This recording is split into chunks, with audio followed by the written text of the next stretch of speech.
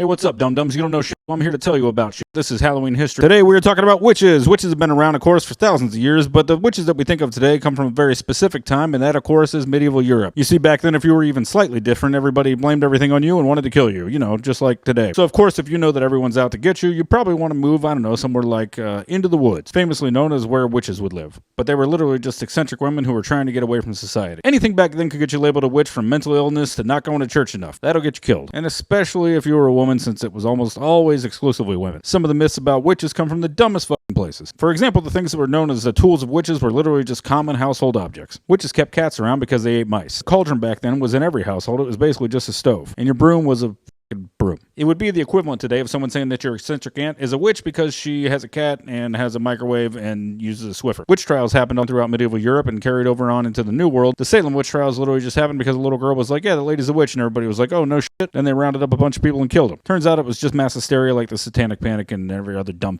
thing that everybody's ever done. Now we can dive into witches. Just like my dating life. Fuck. When we think of Halloween, we are specifically thinking of the medieval persecution of mostly women. There were a few men that were rounded up, but they were usually collateral damage because they were seen to have been working with their wives or some woman they knew. The witch trials of Middle Ages Europe are not too dissimilar to pretty much every time they rounded up a group of people. It was basically an extension of blame the Jews. Black Plague came through, they blamed the Jews and then burned down all their houses, that sort of thing. And then the justification for that was the same thing they say about witches. Basically the history of Middle Ages Europe, if you have a group of people that you want to kind of get out of your way, just say that they eat babies, drink blood, and worship the devil. This tactic still works today. It's going on right now. I haven't seen a whole lot of research about this, but I'm going to guess that some of the more modern depictions of witches with giant noses and little warts on them kind of look like other drawings, and I think you know what I'm talking about. Yeah, I googled it. I was right. And if you're like, oh, you're being woke about this, no, I'm not. It wasn't even considered faux pas to be like, yeah, Two-Face, gonna have to bleep that. Isn't it fun? You can be on the right side of an issue and still have to bleep it.